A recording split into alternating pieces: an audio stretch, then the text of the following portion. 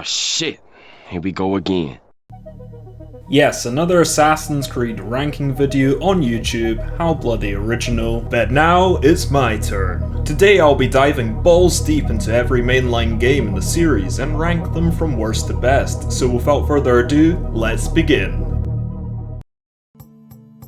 I am sorry Odyssey fans that you have bad taste, that was a joke, not. Right, so why am I ranking this game 14th? Well, let's start with some positives before my negativity speedrun. The naval combat was good, so deserves a pat on the back. Ships splitting in half was a cool feature. Graphics for certain cutscenes and parts of the world are aesthetically pleasing. There is some good ambient music in the soundtrack for Odyssey. Cassandra simps will type with one hand that the Rule 34 was fantastic, so I guess I'll have to take their word for that. Now it is time for the negatives, and I'll try and ambitiously limit myself to a 1 minute Odyssey broke me, starting now. The Eagle Bearer is an empty husk, no matter your choice, and not a fully fledged character. The family reunion was treated as just another filler side quest, having no impact on the Eagle Bearer as a character, as they just leave after one meal, never revisiting their family for epilogue quest lines to develop this reunion or separation. The modern day is so retarded. Layla was able to relive the memories of the Eagle Bearer through a spear. What's next? Someone going to relive my memories through a spoon, lighter, or needle? They made a MacGuffin that makes the wielder immortal, and of course the Eagle Bearer is the first person capable of shrinking it and putting it in their pocket. Assassin's Creed Odyssey is not just a terrible Assassin's Creed, it's a terrible RPG. Wow, these narrative acts and endings are vastly different. My goodness, completely different experiences one would have. World events only come in the form of animals and mercenaries attacking you, and when this map takes longer to trek than some nations in real life, that world design and interactivity is a joke. The side quests don't add to the narrative or character development, so a world that has no substance in its content or design, an empty husk to play as, and meaningless choices that lead to the same soulless experience. It's not our Odyssey, it's everyone's mindless time killer. But anyway, that's my opinion. Assassin's Creed Syndicate brought the series to Victorian London, set in 1868 during the height of the Industrial Revolution.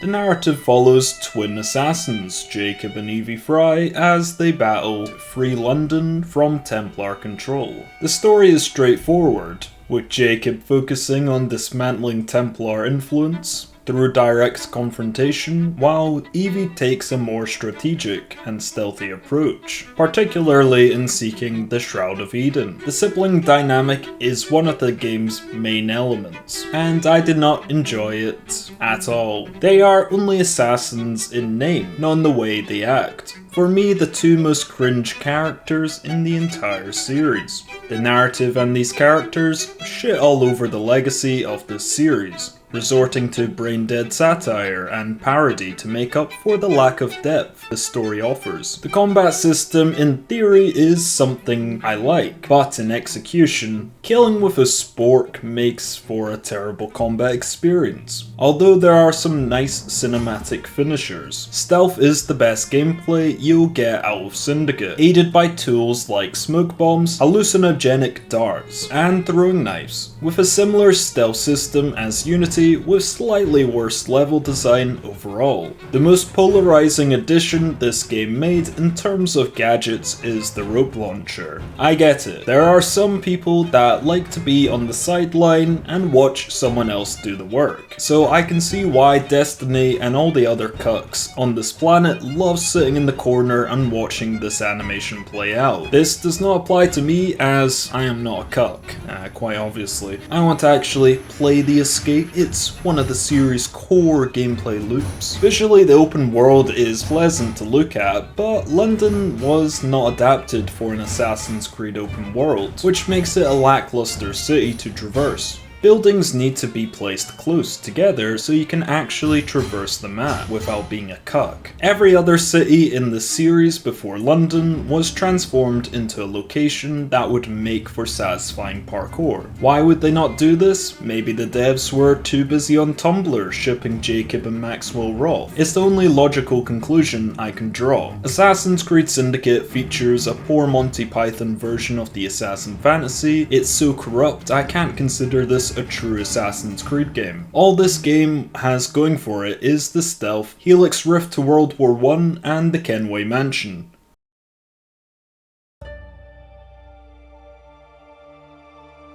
Assassin's Creed Shadows is a game that is quickly plummeting in my estimation. When I first played it, I thought it was a level above the previous Ubisoft Quebec entries in the series, but now it's quickly descending and finally met its clapped Quebec siblings at the bottom of this ranking. To start off positive, I do still believe the overall gameplay in Assassin's Creed Shadows is the best since Unity. It features the best stealth system in the series, even if it does not feature social stealth, a lighting system, the passages to access by crawling, and continuing the detection system from Mirage. For me, makes Shadows stealth the best in the series. The combat, specifically playing as Yasuke, felt like there was a good amount of variety in attacks and animations. Comparing to the games after Unity, it's levels above, and I will bring this up a few more times in this video. I love when a game includes footwork.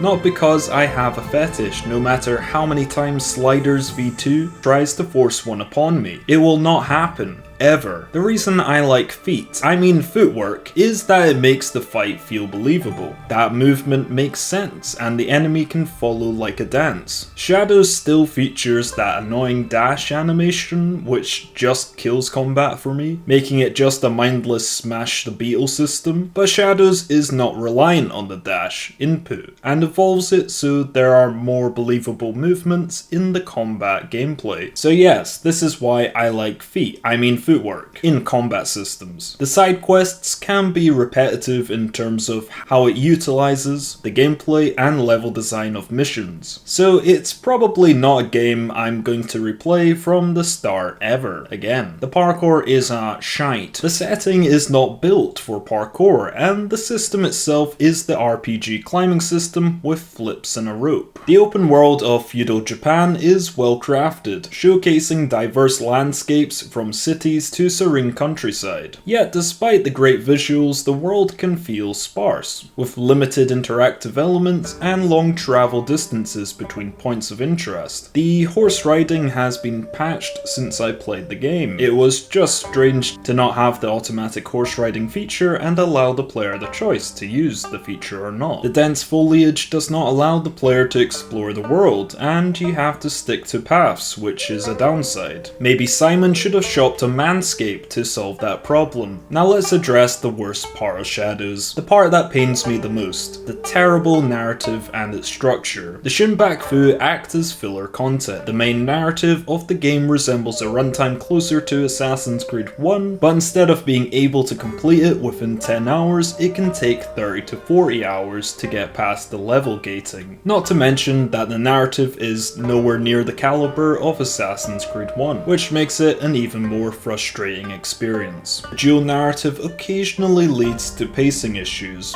but with the amount of bloat the Shinbaku and other quests provide, it's hardly the main problem. I played Shadows on canon mode. I expected I would have a better understanding of the characters if I know what canon choices they made, and I simply cannot say I really know these characters. I know that Yasuke is a fairly honourable guy, and Naoi is quite an emotional character prone to outbursts, but these are just common starter traits to give a character and should not be their entire personality. Assassin's Creed Shadows has good gameplay mechanics. Certain aspects, like mission variety and world interactivity, could benefit from further refinement. Shadows is not an offensive game to the Assassin's Creed series like the previous two Quebec games, but it's not exactly leagues of the Hidden Blade above them either.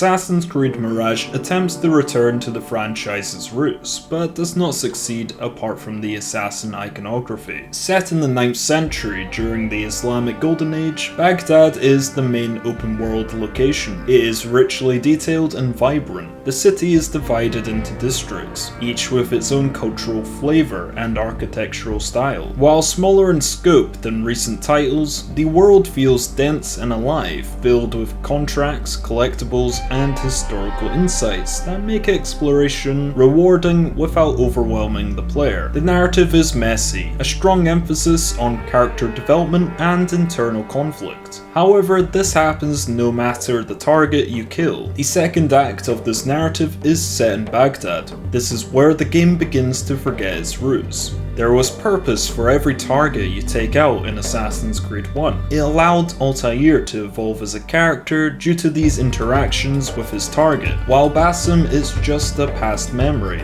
that haunts him, which is separate to the targets he takes out. Basim's connection to the Isu mythology and his alliance with Loki is not explored enough. The writers wasted the most interesting part of this character, and most likely we will never explore Basim as a character ever again. Gameplay in Mirage strips back the RPG layers to focus on classic Assassin's Creed mechanics.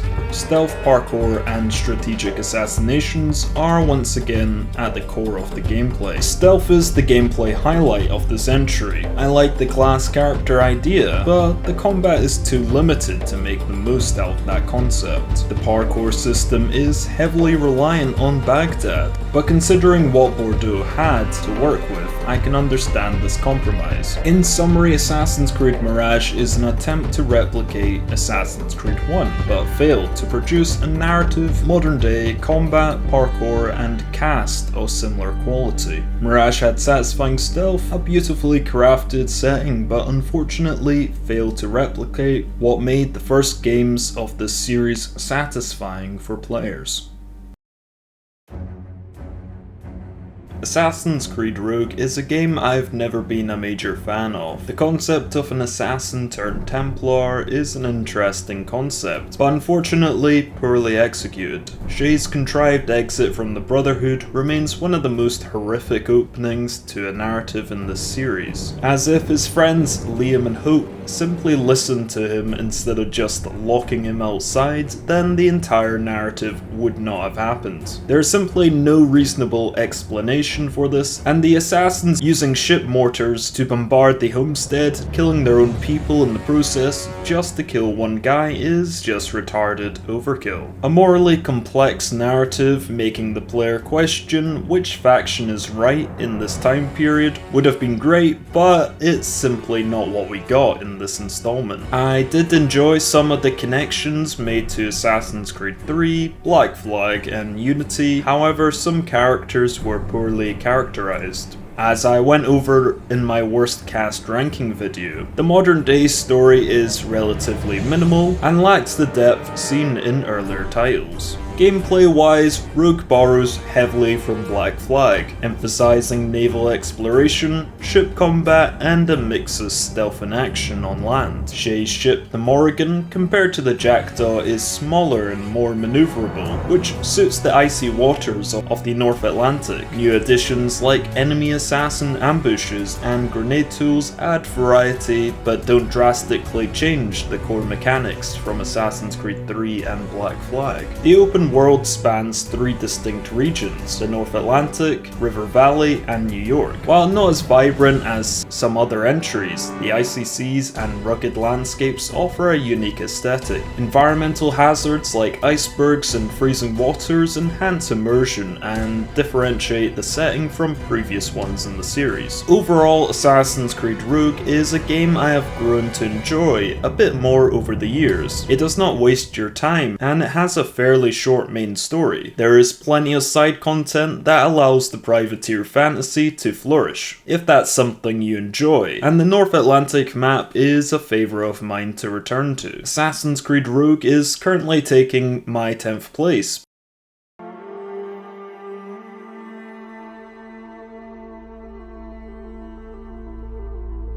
Now we have gotten to the games I always flip-flop about with in my middle tier, and at the moment, Origins is coming in at 9th. This was a game that revitalized many players with the Assassin's Creed series, and with Origins nearly selling double the copies of Syndicate, it makes sense why Ubisoft doubled down on this new reimagined Assassin's Creed template. Origins is set in Ptolemaic Egypt. The game follows Bayek Asiwa, a Magi seeking vengeance after the death of his son. Bayek is a deeply sympathetic character, honourable, conflicted, and human. Gameplay in Origins is overhauled from previous entries in the series. Combat is floatier. I personally like a combat system that has logical movement. The easiest way to spot this is looking at how the feet are planted.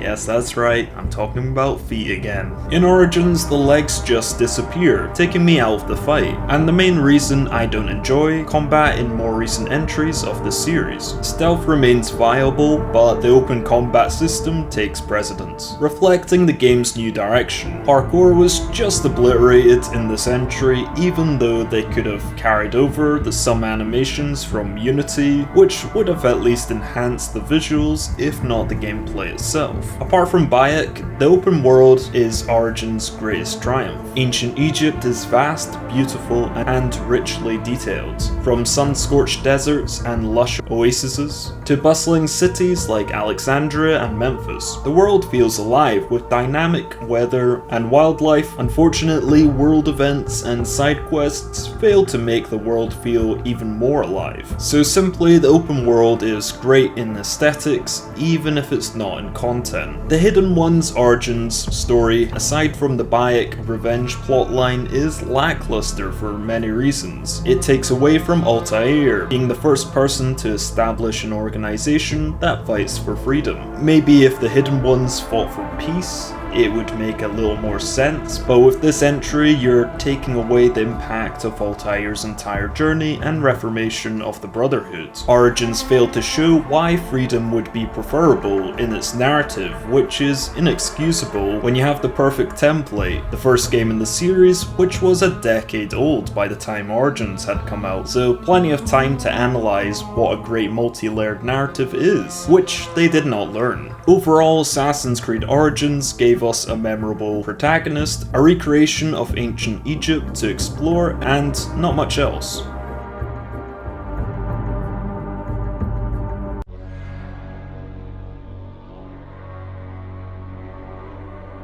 Assassin's Creed Valhalla continues this series' RPG template, placing players in the role of Eivor, a Viking warrior leading a Norse clan settlement in Anglo-Saxon England. The narrative blends historical conquest with mythological elements, exploring themes of identity, destiny, and cultural conflict. Eivor's story is deeply personal, centering on loyalty, family, and the pursuit of glory, while gradually weaving in the broader Assassin Templar, Hidden Ones vs Order of the Ancients conflict. Eivor's arc of forgiving her father and dropping the Viking way of life was ruined a bit by the DLCs, events, and other stuff showing her doing Viking stuff after leaving the Valhalla simulation.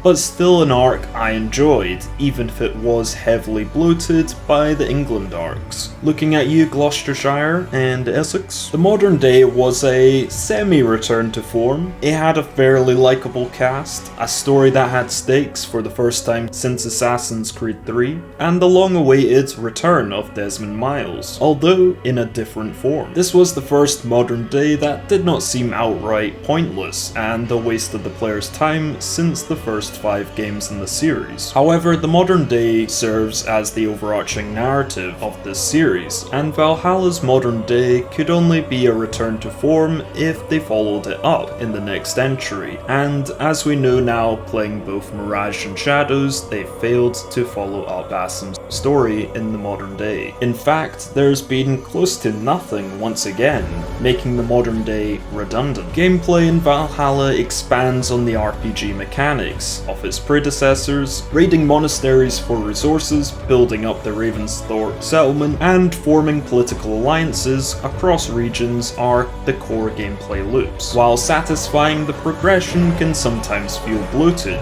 due to the game's sheer size. The open world is vast and beautifully realized. England is divided into distinct kingdoms, each with unique environments, culture, and side content. Norway and the mythical realms, like Asgard, add variety. World events, mysteries, and environmental storytelling replace traditional side quests, encouraging organic exploration. However, repetition in objectives and a lack of consequence in some choices dilute impact over time. Overall, Assassin's Creed Valhalla delivers an ambitious, immersive experience with multiple distinct settings and memorable characters. The many plots and narratives of Valhalla are not perfect, but for me personally, this game revitalized my love for the series. After Syndicate broke me, Origins did nothing, and Odyssey castrated me after years of grueling torture, Valhalla brought me back. It's one of the main reasons I created this channel, so maybe I've given you guys another reason to hate Valhalla. It's a game that has many flaws, but resembles the multifaceted narratives and characters that made me enjoy this series in the first place, and that's why I'm ranking it 8th.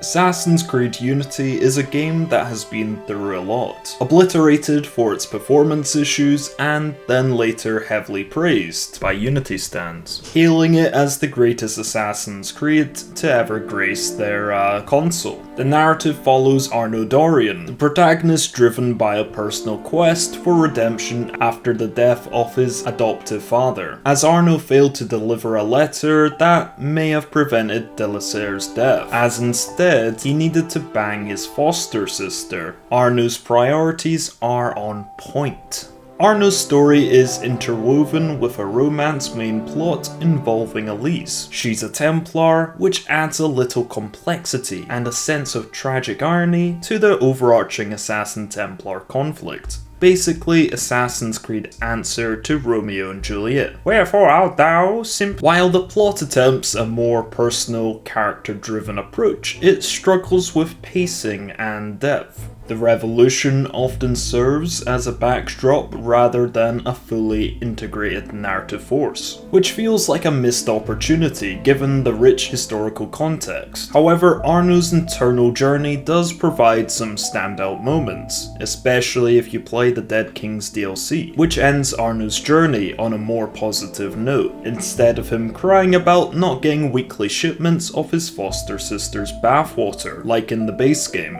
He has now formed a new surrogate family, becoming the father he lost at the start of the game. Gameplay in Unity focuses heavily on stealth, which, depending on performance, was great or terrible.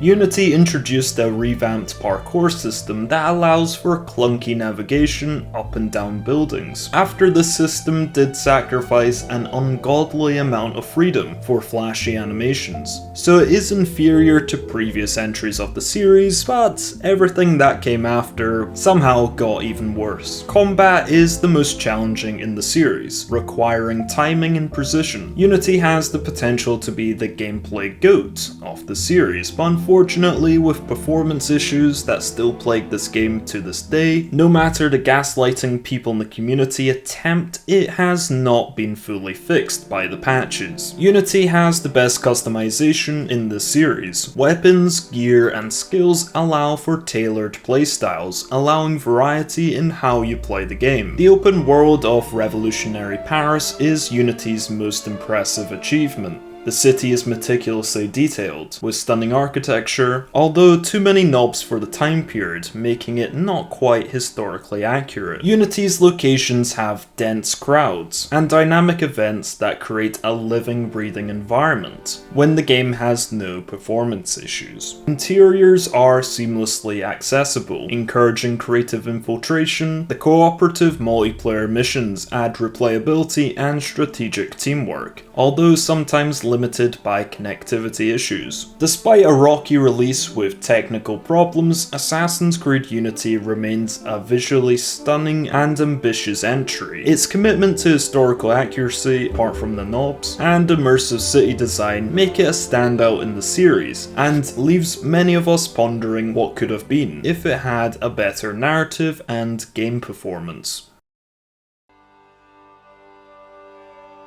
Assassin's Creed 3, set in 18th century colonial America during the American Revolution. The narrative centers on Connor, a half-Mohawk, half-British assassin. His personal journey from a boy whose village is destroyed to a freedom fighter caught between two cultures offers a fresh and morally complex perspective on the birth of a nation. The story begins with Haytham Kenway, Connor's father, a high-ranking Templar. This surprising twist provides early narrative depth and humanizes the Templar ideology. Once the story shifts to Connor, the tone becomes more serious and grounded. Connor has a stoic demeanor, which reflects the heavy burdens he carries, and his commitment to justice makes him a compelling character. For me, the narrative of Assassin's Creed 3 is one of the better ones in this series. It's ambitious and has good character exchanges along the way, but the final third of the narrative lacks the composure and direction to pay off the story it tried telling, resulting in a final sprint that was rushed and lackluster.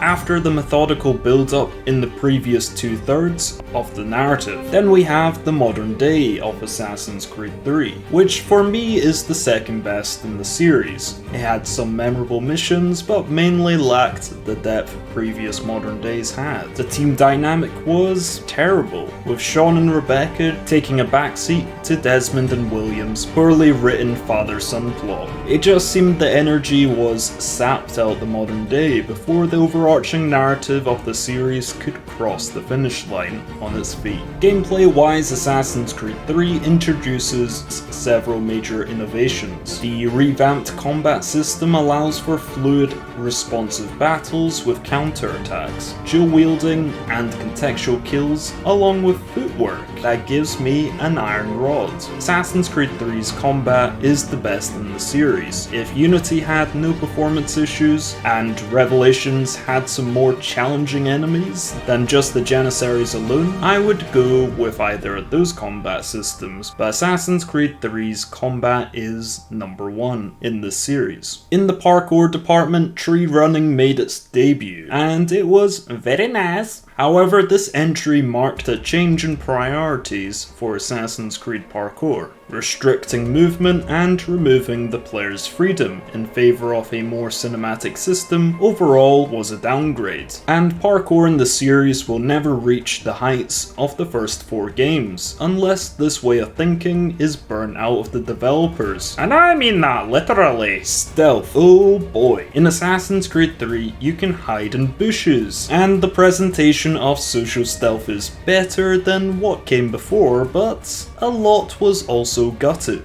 Gadgets with stealth capabilities were mostly overhauled. The environments for stealth had poor level design, which caused a lot of hiding in bushes, which was not favourable for those who are not paid out. Stealth opportunities whittled down to the bare minimum due to level design meant open combat became the preferable option for most players, and stealth suffered due to the environment design encouraging combat. The open world is divided between 4 major areas: the Frontier, Boston, New York, and the Homestead. Each is richly detailed and historically grounded, with dynamic weather, seasonal changes, and wildlife. The Frontier in particular adds verticality and organic exploration, while cities offer dense environments. Side content includes homestead building, hunting, naval missions, and historical events that immerse players in the Revolutionary era. Peg-like missions are the standout side content for me personally, as each mission is unique and set in a different distinct location.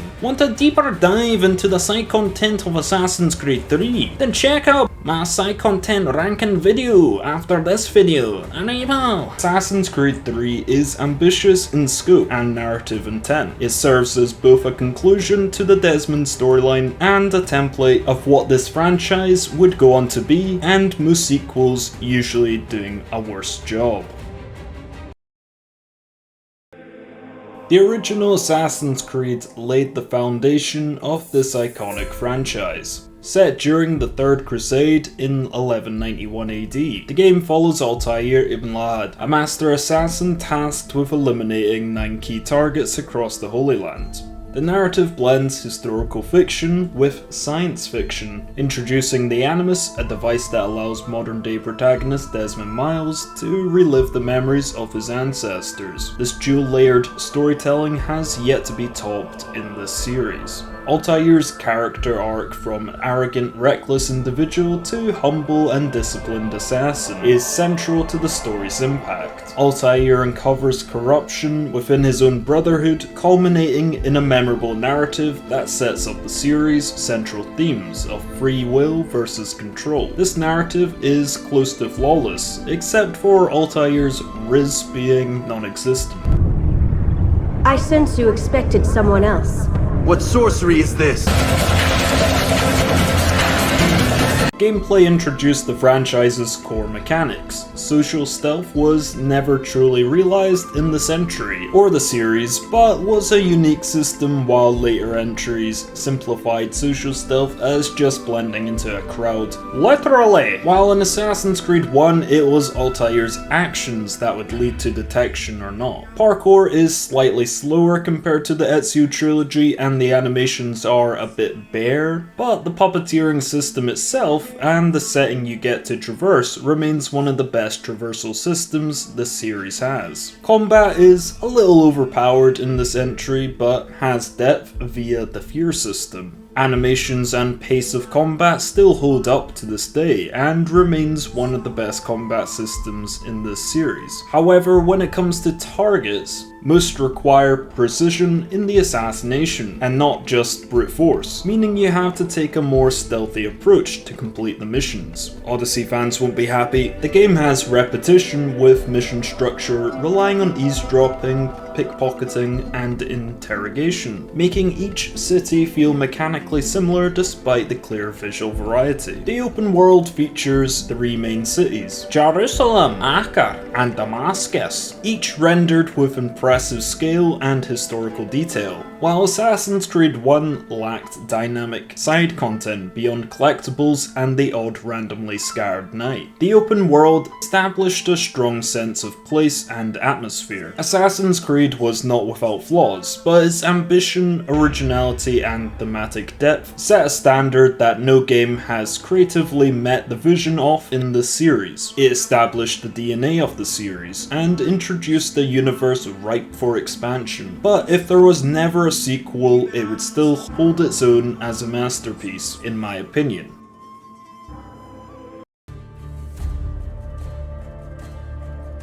Assassin's Creed Brotherhood is often regarded as one of the franchise's strongest entries, building directly on the success of Assassin's Creed 2 while refining nearly every aspect of its design. The game continues the story of Ezio Auditore, now a seasoned master assassin, as he takes on the powerful Borgia family in Rome. The narrative focuses on Ezio's leadership and legacy rather than personal revenge, as seen in Assassin's Creed 2. His evolution into a mentor adds emotional weight and sets the stage for the Brotherhood to find its identity among the people once again. Ezio is one of the series' most beloved protagonists, and his interactions with supporting characters like Machiavelli, Claudia, and Caterina Sforza gives the story heart and complexity, while Cesare was a younger, shallow main antagonist to rival kill Ezio, but ended up being a whiny pantomime villain that gets freaky with his sister. Meanwhile, the modern day plot with Desmond progresses meaningfully, culminating in a shocking cliffhanger that pushes the overarching narrative forward. If you've watched my modern day ranking video, you'll know this is my number 1 in the series. Its narrative structure, traversing ancient locations, and team chemistry, it's all perfect, and I wish we had got more modern days like this one, but unfortunately this team dynamic was cut short. Brotherhood introduces the Brotherhood recruit system. Players can recruit and train assassins, then send them on missions or call them into battle, adding a strategic layer to both combat and progression. Combat is faster and more fluid than before, and new weapons and gadgets like the crossbow and poison darts expand tactical options. And combat was made faster with the chain kills, making this one of the best combat systems in the series. The parkour system is objectively the best in the series, however I do prefer Assassin's Creed 2's due to the cities you can traverse in that entry, but we'll get into that later. The stealth of Brotherhood was considered for a long time by the community as the best in the series. At face value, mechanically it may look inferior to other systems, but the level design and Ezio's arsenal is what makes this the second best stealth in the series, only falling behind Shadows. So with all this said, I believe Brotherhood is the most all-rounded in the series in terms of gameplay, with Unity and Revelations being close runners-up in my opinion. Rome serves as the game's sole open-world location, but its dense design more than compensates. From ancient ruins to bustling marketplaces, the city feels alive and varied. Side missions are plentiful, including Templar hunts, Leonardo's war machines, and my favourite side content in the series, the Assassin Tombs, which create parkour puzzles that are mostly unique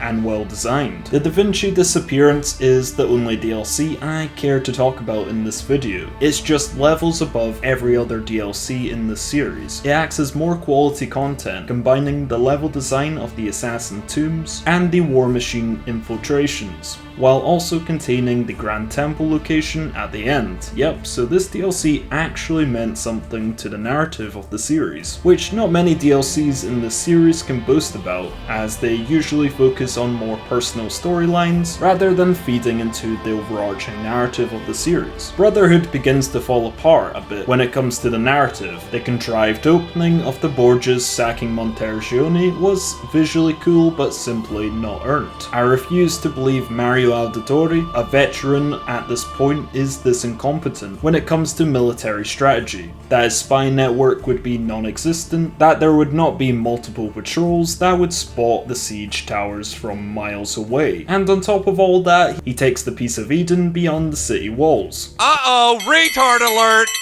Retard alert, class! It's simply a lazy intro to make Ezio an underdog again, and kick him back into gear, as the Templars are back, baby! The lazy intro set the standards for the rest of the narrative to follow. So as much as I like this narrative, there are some glaring faults that are hard to look past. Assassin's Creed Brotherhood's gameplay innovations and content elevated the formula established in Assassin's Creed 2, but it did not replicate a narrative or setting of equal quality, so for that it is 4th for me.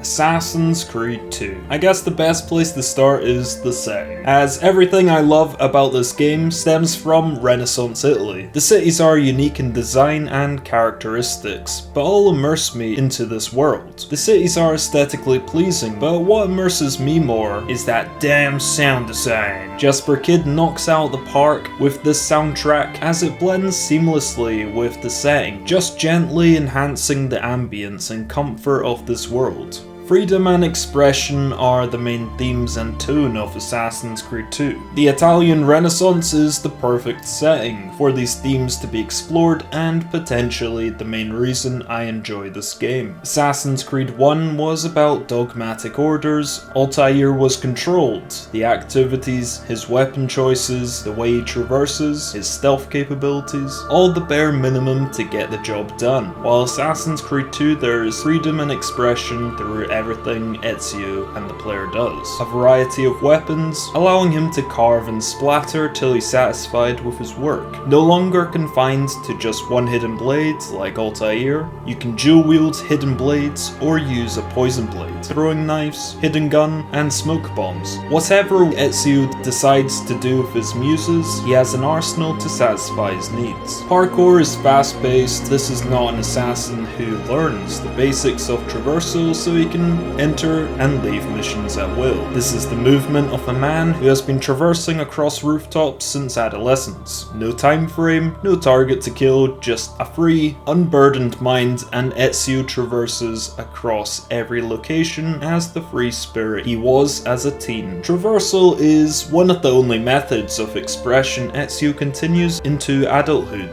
Well, except the more explicit activities he partakes in with his lovely companions and Amelia. Assassin's Creed 2's gameplay can go from the best in the series to some systems that are extremely mid. The parkour system is the second best in the series behind Brotherhood's, but since AC2 has better designed cities in its open world, I believe the entire parkour package of Assassin's Creed 2 is the best in the series. The social stealth that debuts in Assassin's Creed 2 somehow was more basic than Assassin's Creed 1. There was the lure and distract mechanics, which was an improvement. There were more gadgets to utilize in stealth scenarios, but the crowd blending did dumb down what social stealth was supposed to be, even though it has become iconic for most fans of this series. When we come to the combat, in terms of open combat, dueling with your primary weapon, it is quite a poor system, but you can make it work. Instead of constantly countering, try strafing and you'll dispatch enemies in a quicker time. To deal with enemies at an even greater speed, use some of the gadgets you never use. So even though the open combat should be better on its own, there are ways to make combat in AC2 satisfying if you decide to use different inputs beside the trusty counter, or the input RPG fans are well acquainted with.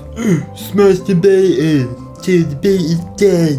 Input. Assassin's Creed 2's narrative is unraveling a simple conspiracy. It is much more of a personal story. Ezio does change over the course of the game, and by the time he arrives in Venice, he has lost himself to the cause. As mentioned earlier, the main themes are freedom and expression. Expression is covered more in the gameplay, while the theme of freedom is covered more in the narrative. Now, as much as I don't like some of the missions in the Bonfire at the Vanities DLC, it does show Ezio reconnect with his past by revisiting Florence, well over a decade after he killed Francesco de Pazzi. Ezio, by the end of the DLC, has finally come to terms with what has happened, the life he has lived, and that the most important things in his life are the freedom of mind and the expression of the body. And that's why he would continue to thwart the Templars, as they are the antithesis of his beliefs. Assassin's Creed 2 is an all-rounder. I think that's why a lot of people at some point in time have had it as their number one in the series. Assassin's Creed 2 has a good narrative, good gameplay, and a great setting. Overall, the game has few weaknesses, but also not enough strengths, in my opinion, for it to climb any higher, so third it shall be for now.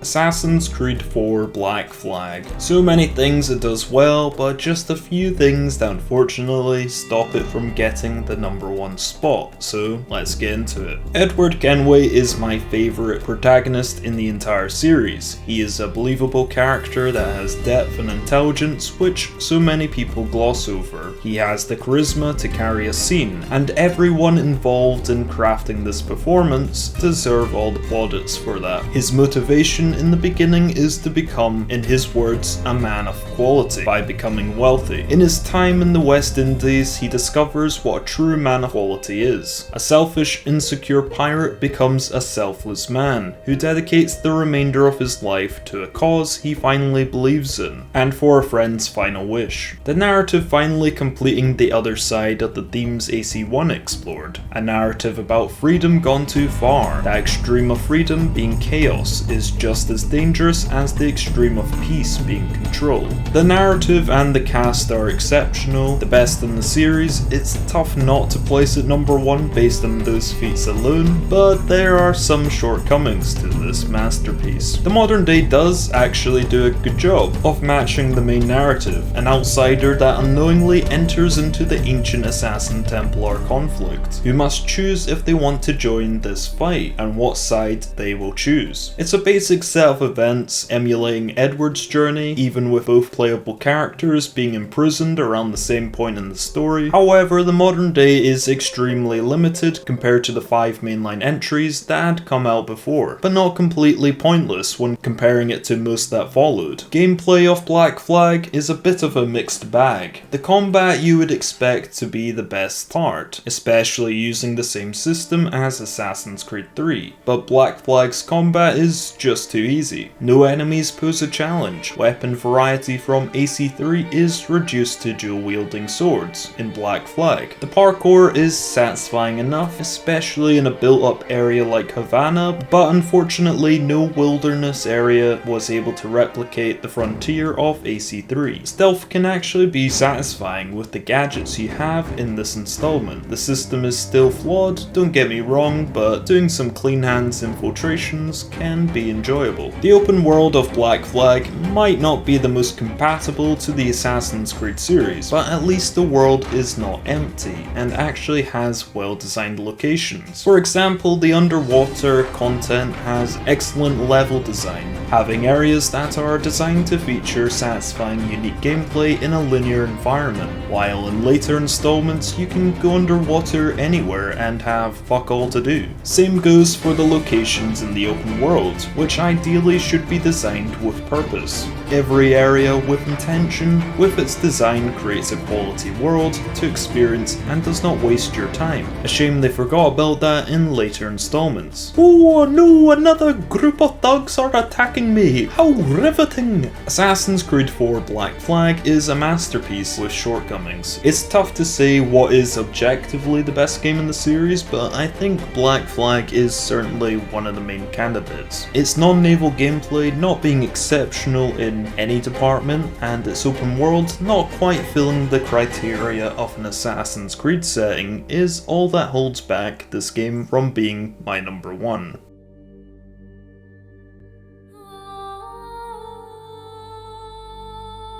Assassin's Creed Revelations has not always been my number 1. I've always switched between AC2, Black Flag, and Revelations, and I finally think I have settled. For now anyway. So why is Assassin's Creed Revelations my favourite in this series? The narrative of Revelations elegantly weaves together the stories of Ezio, Altair and Desmond. Ezio, now older and searches for keys to unlock Altair's hidden library, leading to revelations not just about the assassins but about himself. It's masterfully done, giving each character enough of the spotlight to be a meaningful installment in their story. Revelations explores themes of legacy, wisdom and closure, perfectly delivering one of the series' best narratives and many satisfying moments. This is my favourite version of Ezio. He is more enlightened, intelligent and introspective than previous installments, making him one of the best protagonists in the series, and his interactions with new characters such as Sophia, Yusuf and Solomon add to Ezio's depth, while also providing the light-hearted tone we're used to in the Ezio trilogy. Simultaneously, playable flashbacks to Altair's later years complete his character and bring the story full circle. Although, if there ever is an AC1 remake, please feature his escapades to China and Mongolia, hunting down Genghis Khan on his family holiday. The modern day plot with Desmond is lighter in content compared to Brotherhood, Desmond only having Clay to interact with, along with delving into Desmond's backstory, still acts as one of the better entries for the modern day. I would say there are two narratives objectively better than Revelations, being AC1 and Black Flag, but since these are games I'm ranking, it's not just about what's the better script. It also matters how good the playing experience of these missions are on top of the great writing. Revelations for me has the perfect blend of gameplay, level design, character performances, and narrative quality, making it the most satisfying main story to play in the series for me personally. Gameplay builds on Brotherhood's foundation,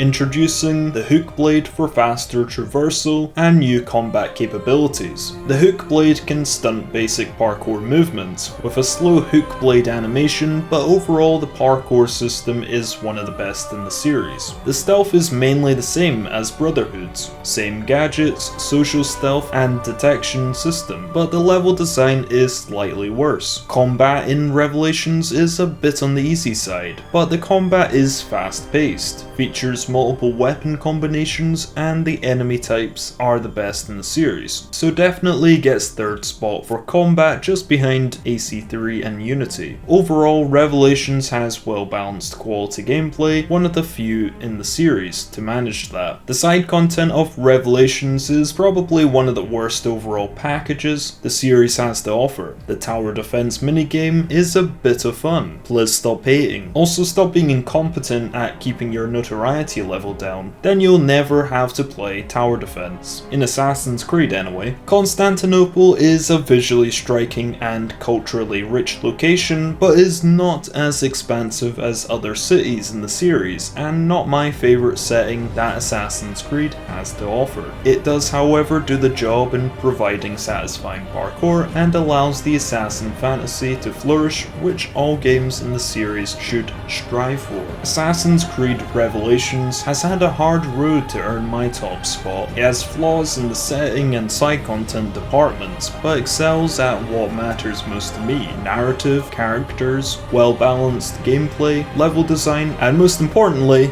does not waste my time. Looking at no one in particular. Assassin's Creed RPGs. All this results in Assassin's Creed Revelations being my favourite game in the series.